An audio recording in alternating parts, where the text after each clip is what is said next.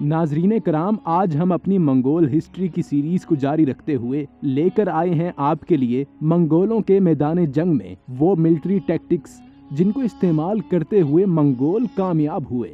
ایک عرصے تک یورشین سٹیمپ کے علاقوں میں خانہ بدوش گھڑ سوار تیر اندازوں نے اپنی دھاک بٹھائے رکھی۔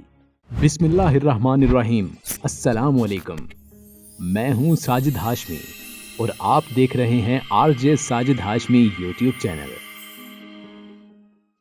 اپنی پچھلی ویڈیو میں ہم نے منگول آرمی کے سٹرکچر کے بارے میں بات کی تھی، جس نے پوری ایک صدی تک عالمی دنیا میں اپنا لرزہ طاری رکھا۔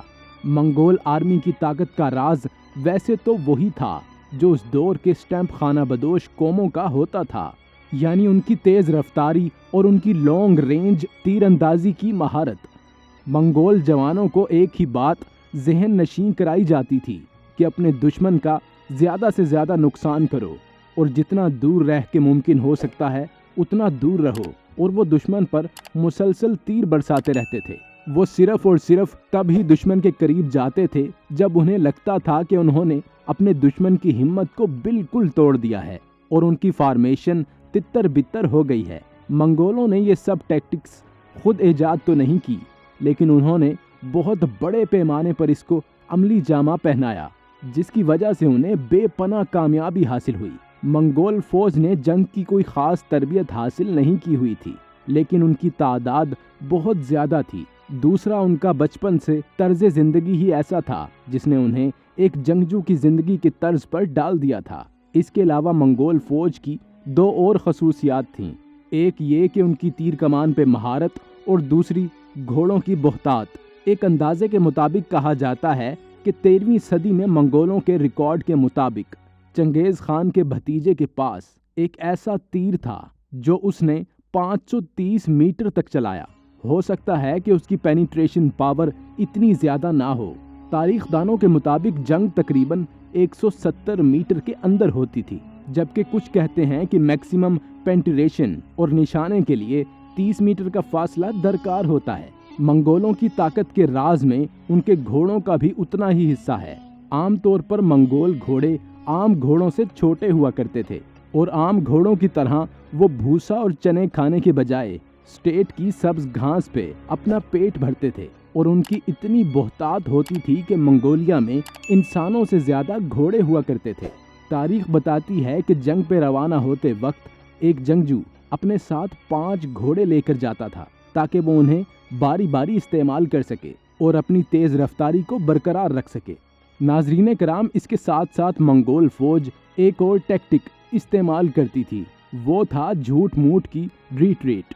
اس سے ایسا ہوتا تھا کہ دشمن یہ سمجھتا تھا کہ منگول فوج ہار گئی ہے اور وہ پینک کر گئی ہے، اور وہ اپنی چھوڑ کے ان کے پیچھے دوڑتے تھے۔ اس سے دو باتیں ہو جاتی تھیں، ایک تو ان کی صفیں برقرار نہیں رہتی تھیں، دوسرا منگول آرمی انہیں اپنی پسند کے اور اپنے موافق میدان میں لے آتے تھے اور پھر ان پر اٹیک کرتے تھے، جس کے لیے مقابل فوج تیار نہیں ہوتی تھی۔ یہ جھوٹ موٹ کی ریٹ یوریشائی کے میدانوں میں اور قلعہ بند شہروں کے خلاف جنگ میں استعمال ہوتی تھی، جس سے مخالف فوجیں اپنے قلعوں سے باہر آ جاتی تھیں اور پھر منگول ان پہ حملہ کر دیتے تھے۔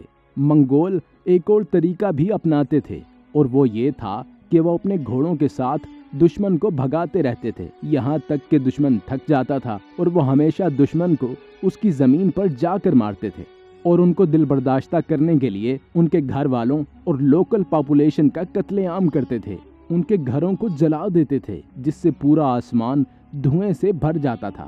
اس کے ساتھ ساتھ وہ دشمن کے پانی کے حصول کا راستہ بھی بند کر دیتے تھے۔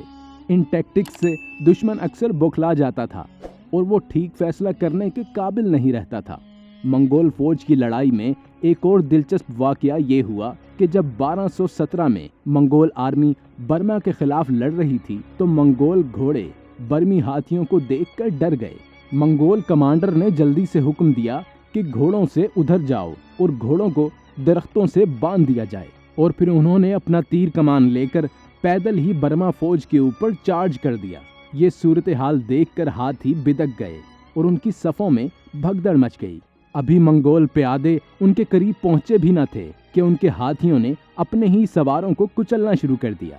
منگول فوج اپنی طرز کی انوکھی خصوصیات رکھتی تھی، لیکن انہیں سب سے زیادہ رکاوٹ ترک خانہ بدوشوں سے ہوتی تھی، جو ان کے لیے ایک بہت بڑا خطرہ بھی رہا، کیونکہ صرف ترکی خانہ بدوش ہی ان کے تمام ٹیکٹکس سے واقف تھے اور انہیں جنگ میں بہت سخت مقابلہ کرنا پڑتا تھا۔ ناظرین کرام، ہم امید کرتے ہیں کہ آپ کو آج کی ویڈیو سے کافی معلومات حاصل ہوئی ہوں گی۔